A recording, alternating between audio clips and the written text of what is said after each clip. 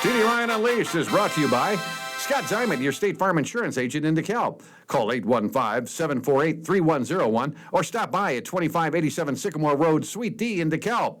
Like a good neighbor, Scott Diamond and State Farm are there. Pizza Villa, pizza, pasta, sandwiches, and more at 824 West Lincoln Highway in Dekalb. Don't forget Kids Eat for Free on Thursday. For delivery or pickup, go to pizzavilla.com or call 815-758-8116. Elder Care Services of Dekalb. Safe, secure, and supported, helping you stay in home where you want to be. Call 815-758-6550 or stop in at 1701 East Lincoln Highway in DeKalb or on the web at ecsdekalb.org. My Insurance Guy in Sycamore covers Medicare to auto care and everything in between. Stop by at 204 South Main Street in Sycamore. Call 815-899-0950 or online at myinsuranceguy.com. Welcome into TD Ryan Unleashed News Podcast number 33.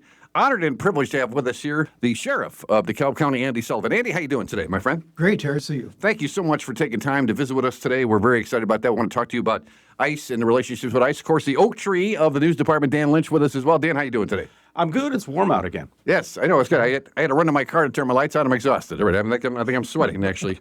But, Andy, recently we're going to get to the regular news, all the news for DeKalb County, as we always do. Want to welcome a new sponsor, the Junction Eating Place, is joining us. We love our friends over at the Junction. Andy, I'm sure you had a couple of meals over there at the Junction Eating Place. Absolutely. Yeah. It's a great restaurant. Yeah, so thank them for joining us. We're very happy to have them aboard, that's for sure. But, Andy, let me just read this, and then I want to talk to you about you being at the DeKalb County, as the headline in the Chronicle. We don't work with ICE, read DeKalb County Sheriff Andy Sullivan, full public remarks from Monday, and that was back on January 26th. But let me read this here. DeKalb County Sheriff's Office under Andy Sullivan has maintained a policy since 2017 as not cooperating with U.S. Immigrations and Custom Enforcement, or ICE, for civil and immigration enforcements, adhering to the Illinois Trust Act. They do not provide ICE with access to individuals in their custody unless a federal criminal warrant or judicial order is presented. So, Andy, let's just start with what is the Trust Act? What is that exactly, if you could? Just what your understanding of the Trust Act. Sure. So in 2017, that was signed by Governor Rauter into state law. And what that Trust Act did, it prohibited us from working with ICE regarding civil immigration enforcement. So this is nothing new for the Sheriff's Office or any other agency in Illinois.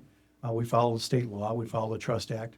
So I want to reemphasize too, like, ICE isn't calling me, asking me for access to the jail because they know I can't give that to them. So this has been in place since 2017. It is nothing new. But the only time we're allowed to work with ICE is if there is a specific federal guideline, such as a federal detainer warrant, then we would be able to assist with that. But a civil immigration, we are not allowed to assist ICE. Okay, so the DeKalb County Jail will not be used to hold any... Correct. Okay. Yeah, we can't do that. Now, and I didn't know there was a Law and Justice Committee through the DeKalb County Board. Tell us about that, and that's who you were speaking to Monday night on January 26th. Sure. So the Law and Justice Committee, that's the board that the Sheriff's Office reports to, and then they take anything that we may need at the Sheriff's Office to the full county board for voting and approval. So I give a monthly report to the Law and Justice Committee. There are several different committees in the county government, like the Finance Committee, the Executive Committee, Health and Human Services, and so forth. So this is just one subcommittee of the county board. Okay, now you took a little time for yourself. You took about 5 minutes to answer, opening up the questions to the public. It's kind of a scary thing, but you did that. Tell us what that was like when you said, all right, does anybody have any questions? What was that like? Well, there were a lot of public comments and concerns. And so listening to them, I felt it's certainly appropriate to respond to those concerns and let them know that we're here for everybody. And the main thing that bothered me the most was that, like I said, regarding civil and immigration enforcement, that was nothing new. But the thing that bothered me was being told that people were in fear of calling 911 and that we weren't going to respond, because will never be the case. That's our job. Mm-hmm. We respond to all calls, all 911 calls for service. And when we go there, we investigate what's going on and get people the resources or help that they needed, that they're in need of at the time. So that was troubling to me to hear people that they were afraid of calling 911 because we weren't going to come, because that will never be the case. Oh, now, was that the fear that they weren't going to come, or that you would somehow turn them in, or some of that way? The way I understood is they were afraid that we weren't going to come. Okay. Yeah. And that's one of the main reasons why we're here today is just to reassure the folks that, as you say, and we'll say it here at the end of the interview, you're always going to be there for them, and you're always answering that 911 call to everybody. And I know the DeKalb Police said something similar. Chief Bird, DeKalb Police will continue to focus on reducing crime and enhancing the safety and quality of life for residents within our community, regardless of anyone's immigration status. The person engaged in criminal behavior will be held accountable, but any attempt to target non-criminals would destroy the trust of residents need to have in the DeKalb Police Department, and that's the same thing with the Sheriff's Department too, right? You would lose that trust, wouldn't you? Yeah, and we have a great relationship with our community, I believe. We work hard at that, and that is nothing that we would ever want to lose.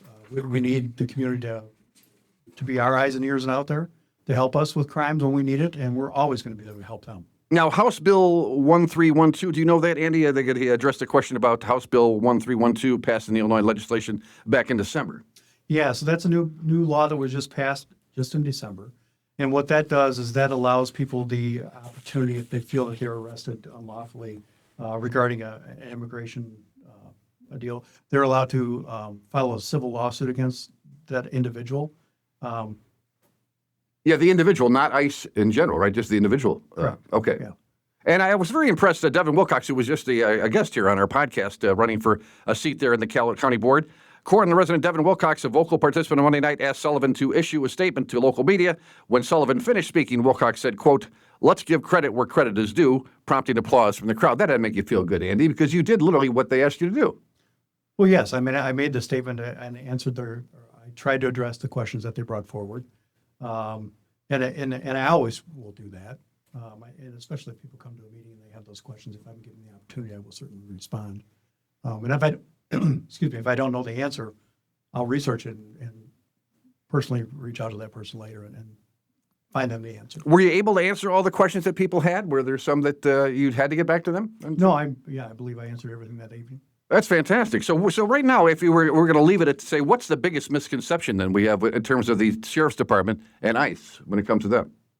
There really shouldn't be any because we follow the Trust Act, we follow Illinois law, and I think that's all you can ask of your law enforcement.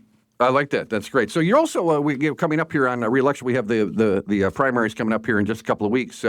But let's remind people you're a lifelong DeKalb County resident. You have 3 kids and your lovely wife Kelly. Raising your kids here. You probably serve on. Four. I missed one. That's all right.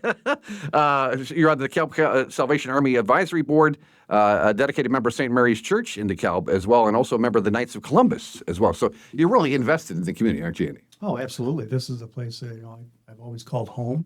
It's been an honor and privilege to be able to serve this community. I've been with the Sheriff's Office. I'm just about finishing up my 29th year at the Sheriff's Office, and that's really something that I take great pride in, is being able to serve the community that I grew up in. And it's nothing. This job is nothing that I take lightly. And hopefully, I've earned enough respect and that people give me another opportunity to continue with that. My grandmother had a poster, "An eagle can soar because it takes itself lightly." I always remember that one, but it's a great thing to remember there. But what I'm really impressed, of course, you went to Kishwaukee College. That's great there, too. But you graduated from the FBI National Academy. I'm so jealous. Ever since Ephraim Ziblis Jr., I always wanted to be in the FBI. But did you lean towards doing that at one point? No, this was just a leadership course that at the time Sheriff Scott and Chief Deputy Kevin Hickey were able to get me enrolled in. It was back in 2011, and it was a 10-week course. I was in Quantico for 10 weeks, and it was a lot of leadership skills and leadership management classes that you took, and a significant amount of relationship building with other agencies across the country and across the world, because other police agencies from Interpol, right? Yeah, from around the world go to this academy. It was just an extraordinary learning experience for me, and something that I have a lot of great fond memories from, and keep in contact with people to this day. That's fascinating, because I know a lot of us would like to understand, CIA and the FBI, and we have, the DEA. There's so many different agencies and how they correspond with each other. That's great. But in terms of corresponding with ICE, do you want to see that? Would you like to see that get better? Would you like them to come inform you, hey, we're going to be in town, we're going to be doing this and that?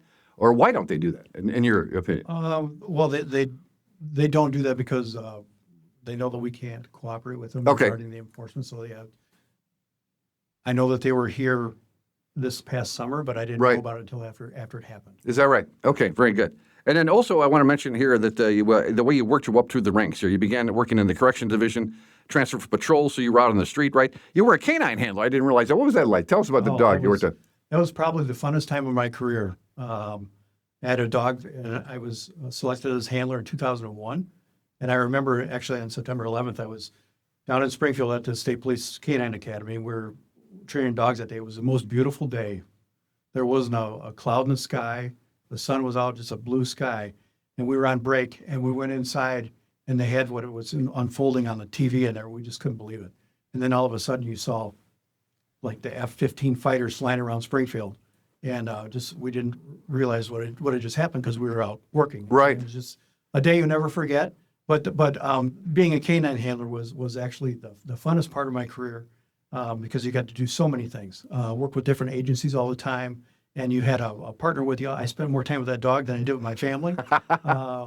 But Did the dog live with you? Did the dog come home at night? Yeah. Okay. Oh yeah, the dog came home, and it was amazing because the dog when he was at work, I mean, he was a police dog, all business. But as soon as he came home, at the time, 3 of my kids were smaller. They're riding a dog like a horse, and he's just loving and playing. When he goes to work, he knew it. When I was putting on my uniform at night, he would be sitting by the back door waiting to get in the car. And it was just really a tremendous opportunity and a great experience that I always treasure. What was the dog's name? Maverick. Maverick. I love that name.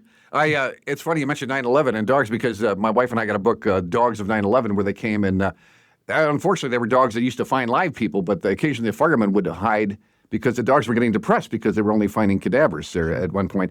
But they showed scenes of the firemen hugging the dog. I get very emotional thinking about it, but the catharsis that the dog provided for these workers there at 9/11 just was amazing. And we just lost the last 9/11 dog just a couple of years ago, and just a great book though. But what a wonderful thing that you did there. Oh yeah, they're just such a beneficial tool for law enforcement. I mean, they can really enhance our capabilities. So then they're going to kick you up to patrol sergeant. Did you have a choice in that? Did you want to keep working with the dog, or was that? Well, I had the opportunity.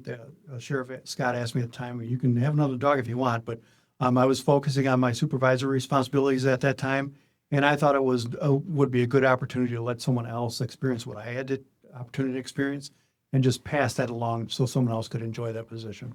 And then finally, of course, appointed chief deputy, and then finally appointed sheriff there too. And of course, I think you're going to have a long run, much like your predecessor had too. But do you want a long run like that, Andy? I don't know if I have 52 years. But I've had a very blessed and fortunate career that I'm very grateful of, and I really hope that I continue to have the opportunity to serve. All right. Well, listen, it's an honor and a privilege. I say that a lot, but I certainly mean that sincerely when I talk to you, Andy, because I'm in awe of what you do, and you're putting yourself online every day, and your family. We give them all our love and prayers, and I'm going to end with what you ended with, and that's what you say. I want you all. This is quoting Andy Sullivan. I want you all to know that we're here for you. We always have been and always will be. That's never going to change. The sheriff's office is here to serve the community, and we will always have. We've always done. We will continue to do so. We will continue to do that. So. It's wonderful, Andy, that you reassured. You shouldn't have to do that to reassure the folks that you're doing that, but we sure are glad you're doing it, and we sure do appreciate your time today. So. Well, thanks, Terry. Dan, it's great to see you, too. Dan, I'm sorry. Do you have anything to ask Andy? I did this left you out of the conversation completely. No, I'm still thinking about Sheriff Scott's longevity. He was there a long time. Yeah, and he's greatly missed. Yes. Yeah, I bet. Yeah. So, and you have to get more foster kids, Andy. You have to work on that. But Andy, yeah, nice to see you. I just went to Sullivan's the other day. I had a buddy of mine visiting from Florida. Okay. And we needed a place to go to have a brew, and the staff was stellar. That's a nice place. I got to go there and get the po' boy because that's what Mayor Barnes told us to get. Okay. All right. Can't beat the double cheeseburger. Oh, really? All right. Oh, It's all good. Andy, I also wanted to mention Peoria Deputy Jack Evans. I know he was recently shot, just 24 years old. I mean, so wonderful to see a young man. I don't know if you know about him or not. But can you tell us a little bit about that? Or do you know what his condition? I think he was shot in the leg in the.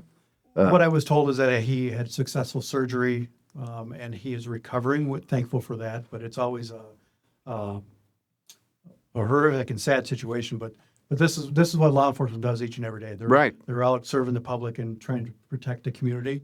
And unfortunately, at times like these, these types of things happen. So I'm thankful that he is recovering, and I hope that it continues to progress that way. All right, very good. Well, And our thank you. thoughts and prayers are with him, of course. Indeed, yes. Or Andy, our prayers are always with you. Keep the men and women of the Sheriff's Department safe, and thank you so much for your time today. We really Thank you appreciate very it. much. Andy Sullivan, our guest here. Andy, thank you so much. We appreciate that. Dan, you're going to open the door for Andy, and we'll get to some more news here. Again, we appreciate Andy Sullivan coming in and sharing with us. Again, recently speaking in front of the DeKalb County Board there.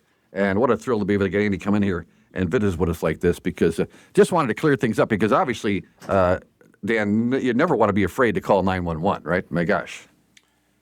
Yeah, I don't know. I mean, there's a lot of misinformation being purveyed. There's a lot of people fanning the flames. And I think creating chaos or social media doesn't help. And I don't know. All right, we'll leave that alone. Now, we got some news. You got some news. I want to talk about, we have some, what do top employees in DeKalb earn? We're going to talk about that a little bit here. And then also the city of DeKalb's giving away some money, too. We'll talk about that. And God forbid, stop the presses. We may be getting an Olive Garden here in DeKalb County. And people are going to lose their minds. I don't know what it is about an Olive Garden that everybody wants in this town, but they do. But what do you got there, Dan? Well, an assembly at a local school drew criticism from Democrats this week, today actually. Genoa Kingston High School was the setting for today's History Rocks Tour. The event was organized by the U.S. Department of Education, along with Turning Point USA, by way of the America 250 Civics Education Coalition. So previous tour stops included speakers like Linda McMahon, Vince's wife, and who's the Secretary of Education, Secretary yes. of Education, Erica Kirk, widow of slain activist Charlie Kirk, and the founder of Turning Point USA. So a social media from candidate Veronica Garcia Martinez, a Democrat candidate for Illinois' 70th district. Who's been on our podcast, yes. She says inviting Turning Point USA risks blurring the line between civic education and political persuasion. The local teachers union chapter, the Genoa Kingston Education Association, urged school administrators, to push the start time from 2:30 this afternoon to 3:30 to allow for the building to clear out of people who didn't want to go. Back on January 30th, the superintendent, Chad Wagner, shared a letter with students and parents and district staffers saying that no student is required to go. His letter also said the assembly will be held after student dismissal. And the letter also said hosting an assembly does not constitute an endorsement, and that Genoa Kingston is a place where free speech is understood and protected. All right. I know we're recording this on February 5th, actually a couple hours ago is when the actual event was going to partake. But I found it interesting, the location, why they had to have it at the school, but I guess it's for the kids. And I guess it's not open to the public per se, right? It's did you glean that in your? I think the kids started a chapter there. They start these chapters. Oh, so the kids, okay. I mean, way back when, I don't know when, at the school. Right. And then I think they go into a drawing, and then they got selected for a tour stop. Okay. I think that was the impetus. And then they wanted to move it back, I know, like a half an hour for when, like you said, when the kids are dismissed from school. That way, if you don't want to go, you don't have to go, right? That wasn't mandatory. Correct. Yeah. Okay. Interesting. Well, we'll have to see how that plays out. We'll have that for you next week here. Now, how much money do some of DeKalb's top employees make? Very interesting that over 12 employees make at least $170,000 a year. City allocates $42,160,322 in 2025, which represents 79% of the city's $53 million general budget. 2/5 is reserved for the police department, $17.8 million, and 7% increase from the $16 million from the prior year. Now, if you're wondering who are some of the big hitters here, obviously David Byrd, the chief of the police, makes $197,000 a year. That was a 2% increase from last year. Assistant manager, now this is interesting, I find, Dan, maybe you can explain this. Assistant city manager Bob Riddell, the second highest paid employee, earns $193,650, a 6% increase from last year. City manager Bill Nicholas is the third highest, earning $193,171, which is just less than the assistant manager. But why would the assistant manager be making more money than the manager? Any logical reason here? Riddell is The assistant city manager. Oh, Right. That's interesting. Maybe that's a misprint. I don't know. It's just a couple $100 difference, but Riddell makes $193,650. Nicholas makes $193,171. Fire Chief Mike Thomas. Now, of course, that would be now Owlison replacing him. $189,000. Dekalb Police Chief Jason Leverton. $179,000. Police Chief Commander Steve Lekis. $174,000. Police Commander Chad McNett. Great guy. $174,000. And Director of Utilities, Transportation, and Engineering. Many of us don't know our city government and all these different departments. That's one. Utilities, Transportation, and Engineering, Brian Favor, earns $173,991. So that, and then Commander Craig Woodruff rounds things out at $173. And Human Resource Director Michelle Anderson, $172,000. Now, Human Resource Director, that's everybody, all the employees of the city, right? That's pretty much what she's handling there? Yeah, and like Brian Favor, he's heading up a pretty big department. Oh, yeah. So I'm not behooving anybody there, but it's interesting to see how that breaks down there. And I think it's great. In America, we know what our civil servants are being paid. It's kind of cool. Yeah, I mean, there's also benefits. Yes, we didn't mention the benefits. Yeah. But I'm sure they pay a lot in income taxes. Yeah, there you go. Well, I know if I could do it all again, I would do it. I come from a family of teachers, and they told me, when I was growing up, don't go into teaching. There's no money in teaching at all. And, between the money is so much better now, but the benefits, that's what I didn't realize. I wish somebody would have told me about your medical benefits and having those benefits, how much that means, especially the insurance and the medical. I mean, that's... Yeah, of course, back then, healthcare was not nearly as expensive. That's a good Today, point. It's Yes, we won't even go there. All right, what else you got there for news, Dan? Well, this is a week old now, but a signature local restaurant was destroyed by fire Saturday morning Yeah, that's an ongoing story, though, yeah. in Sycamore. I couldn't believe it. I mean, the Sycamore Fire Department was called at 4 a.m. for reports of smoke billowing from Tom and Jerry's on Dekalb Avenue. And the incident was upgraded to a box alarm, which means that several agencies from the area were called in. Then we later find out that the Sycamore ambulance was called out just an hour before the Tom and Jerry's. Is that right? Oh, I didn't know that. Yeah, so one firefighter was taken to KCH with minor injuries. The fire was brought under control by around 6 a.m., but crews were on the scene till at least 7. And it started in the 1970s by NIU grads Tom Rosenau and Jerry Blessing, thus Tom and Jerry's, and was the last remaining Tom and Jerry's in the area. So Remember, we had one in DeKalb there for a while where the DP Doughboys or whatever that is. Yeah. And I mean, my favorite at Tom and Jerry's over the years was the Polish. Okay. But gyros, restaurant owners. Oh, sure. We used to get the ribs and the gyros over there all the time. Yeah, it's Yeah, a real signature place. And current restaurant owners took to social media to say that we are heartbroken and also overwhelmed with all of the love and support. But there are also some GoFundMe accounts that are not really sanctioned at all by the restaurant. They're not official.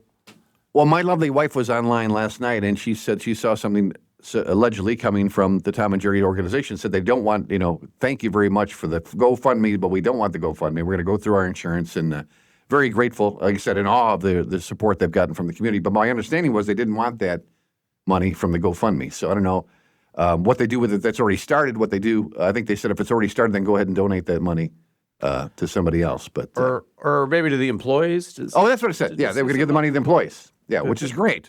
Because obviously they're out of a paycheck. Right. And even if they're going to rebuild, that's going to be quite a while there. But but I thought I saw $2.5 million, but I could understand with all that equipment in there through the years that they've accumulated, I can imagine a big loss. But you think that's too high? Did you see any Well, yeah. loss? There was also a catering. Oh, that's by operation. Diane. Yeah, catering by Dan. Yeah. So, you need a lot of gear for that. You need 2 sets of gear. The gear in-house and then the gear to take out on location. That's a good point. Yeah. Well, God bless them. And I remember that I should have done some research. Do you know when they first came out with the Tom and Jerry's name? I guess it was I don't know if it was a lawsuit or not, but obviously the cartoon Tom and Jerry's, and They even used the cat and the mouse. If you see that on their old sign, they had the cat and the mouse up there. But I don't know how that actually ultimately played out. That's probably some folklore I should look into here. But I don't think they ever got sued, per se. I'll admit right now on the radio, or I'm on the radio on the podcast, my lovely wife, Becky Beck, wanted to do a When You Wish Upon the Star, like a jewelry, a diamond function. Mm-hmm. And I'm like, well, I'll use the song When You Wish Upon the Star in the background. And she's like, isn't that Disney? You don't want to mess with Disney. And I'm like, if Disney's going to come after me for playing one little song in a 30-second commercial in a small town like DeKalb, I'll pay the fine or whatever. So they never did get me. But okay, but they do hunt you down. They do hunt you down. Sometimes. Yeah. So, but they were looking for bigger fish there. So happy to get out of that. Now, we do give away money in the city of DeKalb. The city of DeKalb this week distributed more than $300,000 to area nonprofits that run social service programs. Just to give you some of them, the 2025, there was 225, so they increased that by $75,000. Applications for local finance aid are evaluated by a 5-member review team using the Scoric Rubric. Now, I know what a Rubik is, a Rubik Cube is, Dan. Do you know what a scoring Rubik is? Team uses a scoring rubric based on impact, feasibility, and alignment with objectives according to the city. yeah, rubric. Oh, rubric. Okay. Is it rubric? Yes, it is. Okay. Yeah, that's sort of a template. Okay. Well, they use that to evaluate whether. And there's so many. We forget how blessed we are here in DeKalb County. Let me just give you some. Venture Works, $7,500. Barb City Manor, $10,000. Barb City Food Mart, 3 different donations to them. A Black BLAC Inc., a new program, $7,500. Children's Learning Center, $5,000 for a new program. CASA, Court-Appointed Special Advocates, $5,000. Community Coordinated Child Care, $10,000. DeKalb Area Al-Anon Group, and by the way, they're one of our podcasts. You want to check that out. They got $3,000. Elder Care Services, $16,000. And Family Service Agency, $40,000 for 3 separate programs. And then you have Habitat for Humanity, Hope Haven, the YMCA, Opportunity House, RAMP, Project Hope that we talked to Reverend Mitchell about Project Hope here, Safe Passage, Salvation Army, St. Vincent de Paul. Do you know St. Vincent de Paul? Yeah, they have thrift stores. Oh, okay. Yeah. And the Volunteer Action Center got $25,000. So I think very well distributed when you go through this list. Yeah. That's $300,000 spent pretty well, I think. There. Al-Anon. I hadn't heard that name in a while. Yeah. Now they're L&O, this group. They're local here. As a matter of fact, Allison Taylor, we did a podcast about that. They're a local group of women that have battled with alcohol and are winning the battle. And their support group, they meet over on Taylor Street over there. Okay. And it's great to know they're out there. My father was an alcoholic. My brother was you got to have that support, you really need that. And it really helps to talk to people that are either have gone through it or have a family member going through it, because that drinking is bad. I tell you, my cousin, Jack, was the salt of the earth, and we always thought everything was great with his family. Turns out he'd been drinking for 20 years, and his wife found a vodka bottle out in the garage and started looking around the house, and she found like 3 or 4 vodka bottles that he had through the time had stashed, and gotten away with it all this time. People can, especially with vodka, I guess it's not, you can't pick it up, you can't smell it very much, so right. A lot of times people go that route. Well, my brother, the one who was an alcoholic, Bobby, wouldn't mind me talking about it. He used to get up in the morning, and instead of an orange juice, he'd have a Gatorade and vodka to start his day, and then would drink all the way throughout the day because he had a bar. So he'd go to the bar in the afternoon, just drink. Never got drunk, but just drank straight through from the moment he woke up. So, yeah, so God bless that groups like that. That's great. So what else? You got something else? Sure. Early voting and vote by mail is now underway as of today. DeKalb County and most jurisdictions are having early voting beginning today. In Chicago, it's delayed a bit, but this is for Republicans and Democrats voting in the March 17th primary. Illinois State Board of Elections spokesman Matt Dietrich said the state's early voting period lasts 40 days, and there is no recourse. If you change your mind after voting early, too bad.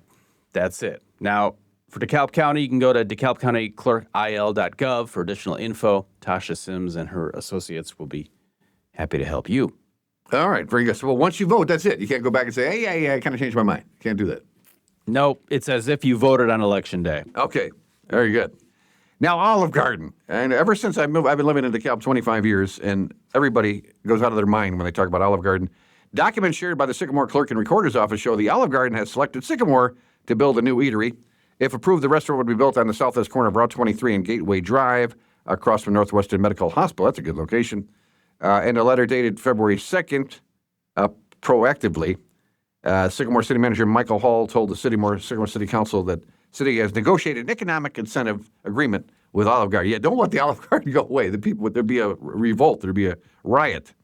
The proposed agreement is a performance-based restaurant tax revenue sharing agreement. The city does not provide any upfront financial assistance and system payments, but then they reduce the, for instance, for the first 3 years, taxable operations, the restaurant would receive 75% from the pool of a packaged liquor tax revenue backed by the city, 50% from 4 to 7 years, and 25% after 8 years. So just have to pay a little less tax as they go along, huh? And, Yeah. Are you a fan? well, my mother was a big fan. My mother and her second husband used to go to Olive Garden every Saturday night. He'd go and pick the food up, and they'd watch CSI or one of those shows that were on Saturday night. So I have a affinity to it because of my mom. But I don't know. You a big Olive Garden guy? Or, I've only been there a few times, but a good salad. You got a good salad. oh yeah. At all. Well, I always want to go and just order the soup. Put the pasta. And I'll take the pasta home, and because there's all the soup and salad you can eat. So I'm not going to load up. So we're there one day. It's my mom's birthday. She loves the. So we're all there, the family and I, and we're all going to have Bloody Marys. We're going to have Bloody Marys. So they have 3 big, fancy Bloody Mary glasses, and I think there was 6 or 7 on the tray because we had the whole family there. So he's leaning over to serve my mom the Bloody Mary, and my brother Kevin sitting next to him, and he loses control of the tray and pours 6 Bloody Marys on my brother Kevin. And I mean, he was just swimming in this stuff. And everybody's in shock, and my bro was just like, and the waiter didn't know what to do. He was a mess. So long story short, Mom's house was only a couple miles away. He actually went back, changed, took a shower, and came back. And they comped his meal. We thought they should have done more than just comp his meal, but we left it at that. But So a Bloody Mary is V8 and vodka. yeah. Okay. Plus a lot of mixture, a lot of celery salt and a lot of Celery, stuff in there, yeah. which doesn't go so good on the outfit there. Yeah, so the bro got to wear that. So he's not too excited about Olive Garden coming. I would have said, let's eat. Or you're saying they should have comped all our meals, they should have comped, our drinks, they should have comped everything, for God's sake. Because what if he didn't live nearby? What was he going to do? He's covered in Bloody Mary. It was. Sorry, Kev, I had to tell that story. Or you got another one? What do you got there? Yes, a Dekalb man is accused of assault. According to arrest documents on February 1st at around 4:30 p.m., a female told police that Deontay Randall held a knife to her throat after they had an argument. The victim says she was eventually able to get away from him, claims Randall threw her to the floor and dragged her, causing an injury to her elbow. This happened at an apartment that the couple shares on West Lincoln Highway. Randall is now charged with aggravated assault and 2 counts of domestic battery. Wow. All right, you got another news story, or are we all newsed out? Just one more. What you got? Illinois U.S. Reps Mary Miller, Mike Bost, and Darren LaHood are raising questions about the state's compliance with the National Voter Registration Act. The 3 members of the Illinois congressional delegation requested answers from the Illinois State Board of Elections regarding the accuracy of the state's voter rolls. But it is Illinois. An oversight inquiry sent by the House Administration Committee on January 22nd identified apparent deficiencies in Illinois' voter list maintenance practices, including counties reporting few or no voter removals in 2024.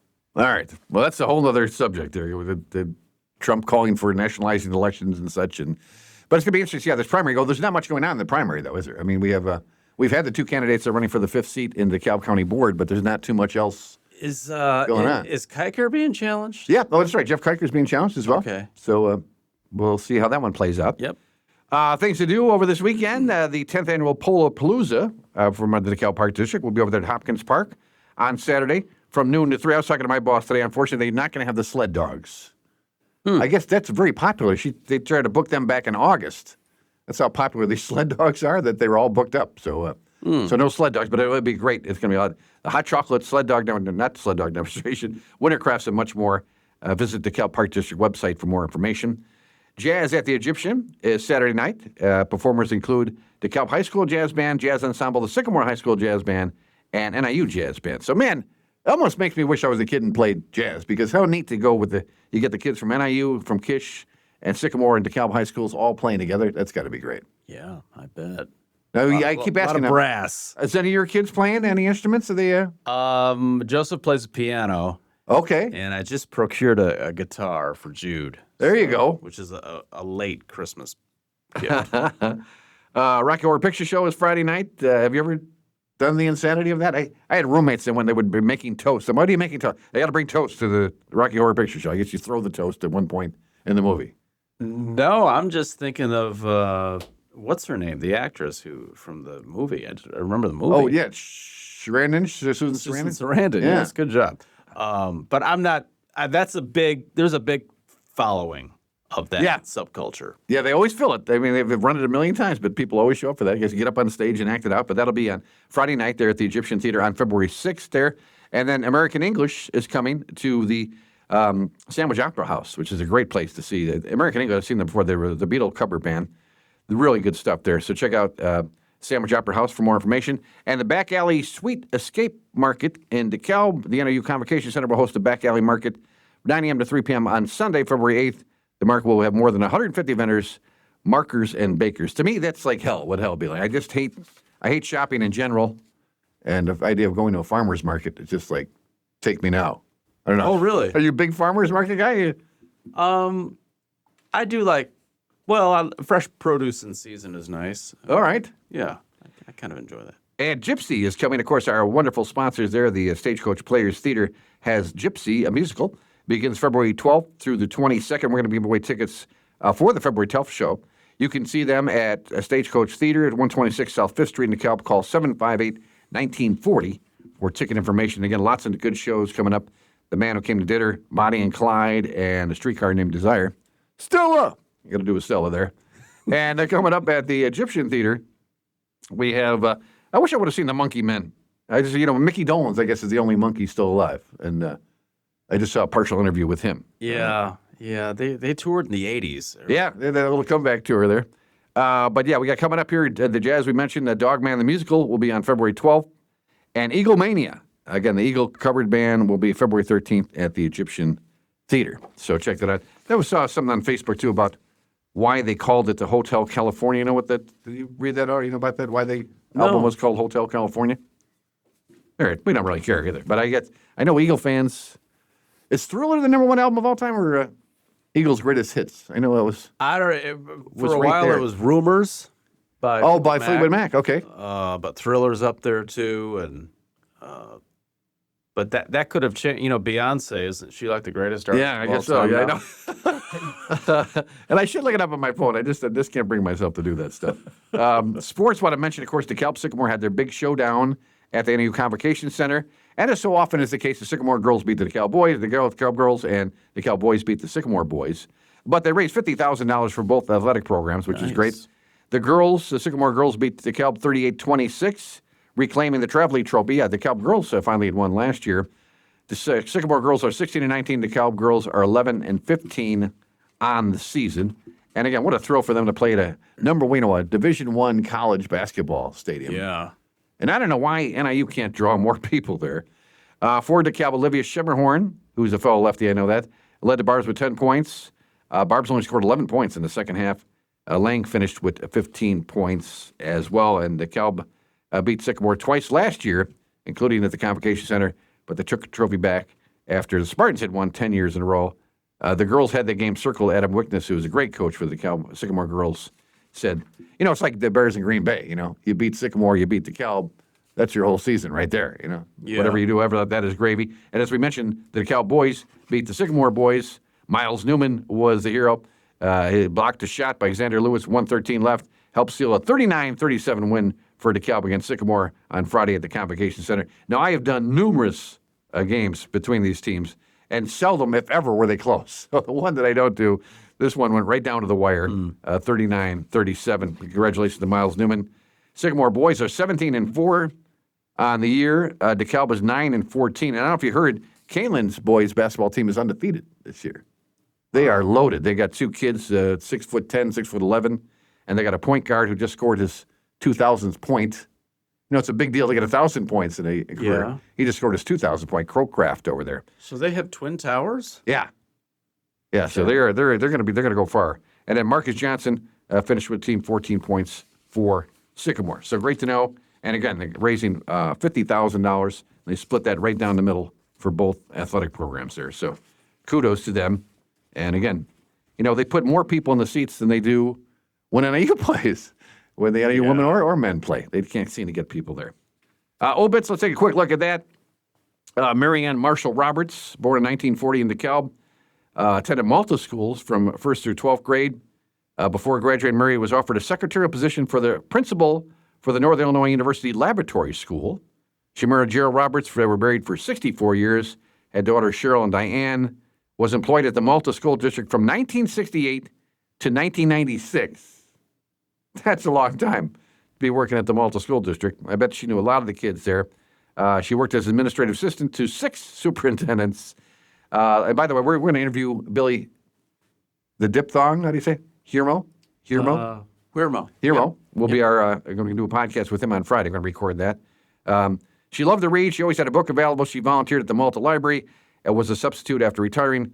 Library was her special place from her first library card to her passing. After her and her husband moved to Oak Crest retirement, she volunteered to work at the library there as well. So how cool is that? Also, Elisa Minnick of Shabana, born in Manzillo, Cuba. Her dad, Liberto, was a shoemaker and owned a factory in Cuba. Imagine that. And she came to the United States with her parents. So here's a dude who owns a factory in Cuba and decides to advocate to the United States. How about that? She met her husband, Charles. Well, the communists probably taxed him to death. Could you, do people own stuff in Cuba then? I mean, obviously it says he owned a shoemaker and owned a factory. Well, I guess, was it before 1959 or? Oh, yeah, 1954. There you go. So it was very good. She met her husband, Charles, working at a pinball machine factory in Chicago. They married for 44 years before he passed in 2014. She had a deep love for music, sang in cantillas at church. Am I saying that right? Cantinas? Cantina? I'm not sure. With her mom, Bohema. She loved listening to John Denver, Elton John, Billy Joel, Hall & Oates. You know, the good stuff. She was a huge Beatle fan and passed up music down to her kids and grandkids. She loved playing video games with her husband and her daughter and grandkids as well. I never did. Do you play video games with your kids? No, I don't, but I'm just picturing her playing video games. It must have been fun. I know, what a great lady. And then finally, Julius Sandy of Sycamore, born on a farm in Saragossa in Walker County, Alabama, served in the Army from 56 to 58, engineer and inventor with several patents. Rock was an active softball pitcher for several teams in different leagues. His last activity pitching when he was 84 years old, pitched in 3 games to Dekalb versus Sycamore Church League. He had an ERA of 0, Dan, at the age of 84. Oh. Nobody lit this guy up. He gave up no earned runs. He loved to fish and hunt with his sons and grandsons. He enjoyed family activities and homemade meals, especially taffy apple salad. You ever had any taffy apple salad? I think I have, actually, once. I don't think so. But how about that? Age 84, pitching his last 3 games, and he has a 0 ERA for the 3 games. How cool is that? So, again, we like to do the obits here, include that in our little repertoire here, where Dan's going to give us a news quiz question here in a moment. As we mentioned now, Gypsy is coming, the musical, and you get a chance to win tickets, not only 2 tickets to go see Gypsy the musical, but we have a gift certificate to Ralph's Car Wash and a gift certificate to Pizza Villa as well. But as our friends over at the DeKalb County History Center are always kind enough to send us over this date in history, again, you can go to DeKalbCountyHistory.org. All kinds of great things going on there. A great place for folks that homeschool like Dan and his family does. Great place to go and learn about local history. And what a great idea to learn local history first, right? And then kind of expand from there. Yeah. As we're doing that here with our 250th anniversary. On February 1838, a team of DeKalb County Commissioners court ordered that because the Sycamore Courthouse was not built yet, the first term of the circuit court should be held at Rufus Colton's residence in Coltonville. The first courthouse was finally built and occupied in 1839. We talked about that before, but the DeKalb and Sycamore both wanting to have the courthouse. Yeah. In 1949, Leslie Holmes became the 5th president in NIU's history. The Student Center was later named after him. Oh, actually, I thought that was a woman. So that's where the Holmes Student Center comes from? I love learning stuff like this. Yeah, that I didn't know. I didn't know that. Leslie Holmes, the 5th president of NIU. And that's where the Holmes Student Center comes from. At Sycamore City Council meeting on February 1976, developers agreed to annex 169 acres of land within a year in exchange for the city's utility line hookup to 12 acres of property. A Kmart store is planned for that site where Hy-Vee is now located. So then we had the Kmart. Do they still exist? I thought there was like one or two. Yeah, Kmart still just around a handful, somewhere. Yeah. Blue light special. Blue Light Special. Birthdays, want to make sure we read these. We have come well today. We're recording this on the 5th. Thomas Reynolds of DeKalb had a birthday. Sue Finney. Sue, thank you. Sue's been very supportive of our podcast. So, Sue, thank you much for enjoying her birthday today as well. Jack Weaver have a birthday on the 8th. So, my sister Mary in Denver will be celebrating. My cousin Sue Fisher-Culler will also have a birthday on the 8th. Landis Davis will have a birthday on the 11th. And Cindy Prudlick of Genoa will have a birthday on the 12th. And as we mentioned, the DeKalb Library doing all kinds of wonderful things to celebrate our 250th anniversary.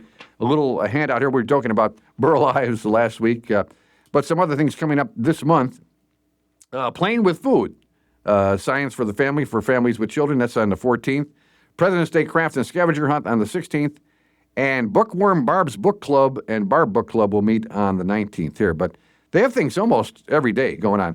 Oh, yeah, and then Jack Benny, Sing Dennis, an Illinois original, on my birthday, 2/28 at 3 o'clock for adults there. Now, do you know about Jack Benny at all? I know he was from, not Wheaton, not too far, but he was so concerned. He was such a big radio star, and he was so worried that when they wanted him to do a TV show, that his comedy would not transfer to television. Oh. And I guess the first time he came out and did that little thing where he holds his elbow on, Sing Dennis, that the crowd just went crazy. And but he was really worried about switching from radio to television. Yeah. So. Radio was king. Oh, he was. Oh, Sing Dennis. Oh, that show was fantastic. Jack Benny.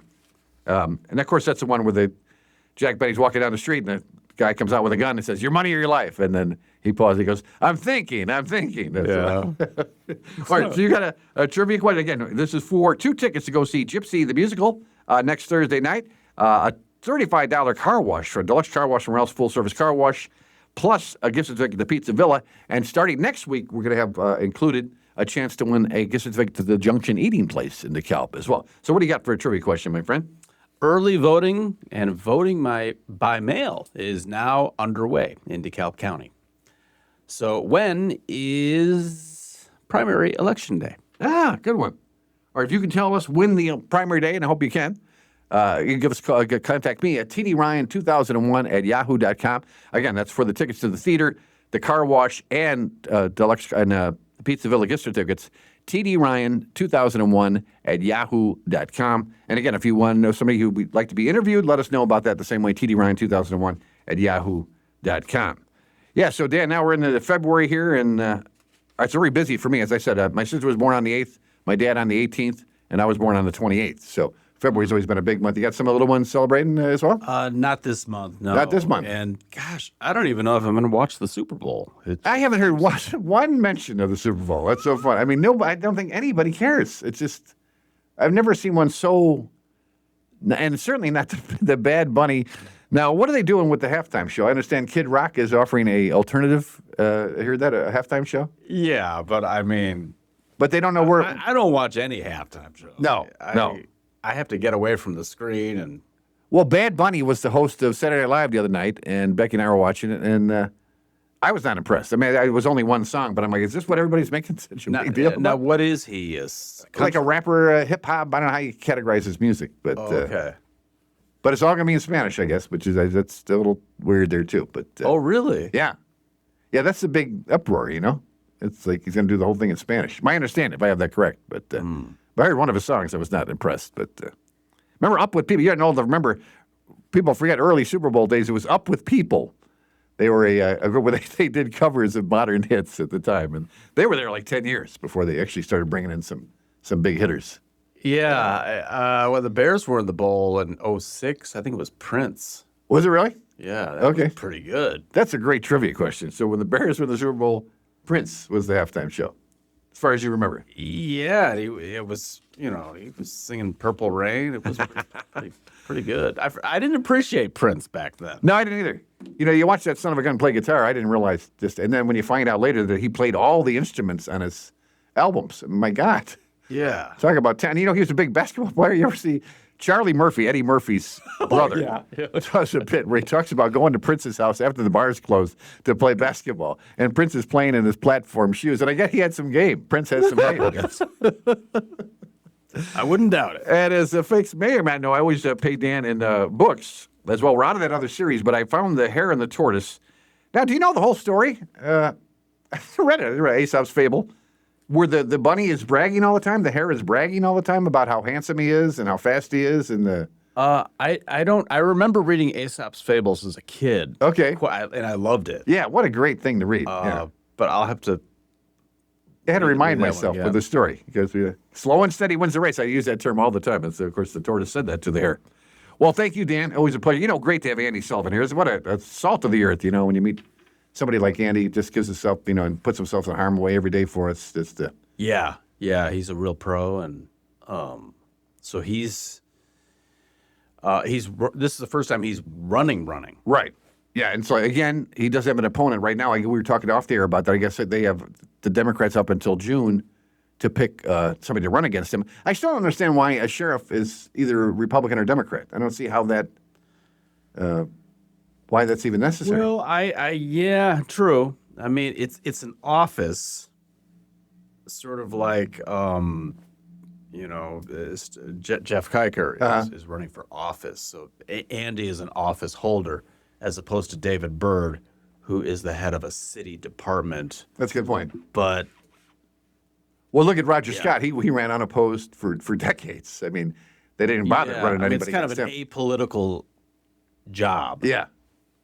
So All right, very good. All right, you take care. yep. Again, you'll watch the Super Bowl. We may or may not watch the Super Bowl. We'll talk about that next week. It's funny. I don't even have a plan. I don't even know if anybody's having a party to do it. You know, it's just kind of, it's just there. Right. It's just, I mean, both teams are just kind of, I'm just tired of the Patriots. And I know. Enough already. All right, and a big thanks to our sponsors. Again, we're very excited next week to welcome the Junction Eating Place in Dekalb. Very nice. Chris over there has been so nice to us and supportive, so we thank him so much. And again, a big thanks to my nephew, Michael Davis, for making this happen. Michael, thank you for the hard work again. And that's TD Ryan Unleashed News Podcast number 34, a tribute to Walter Baden.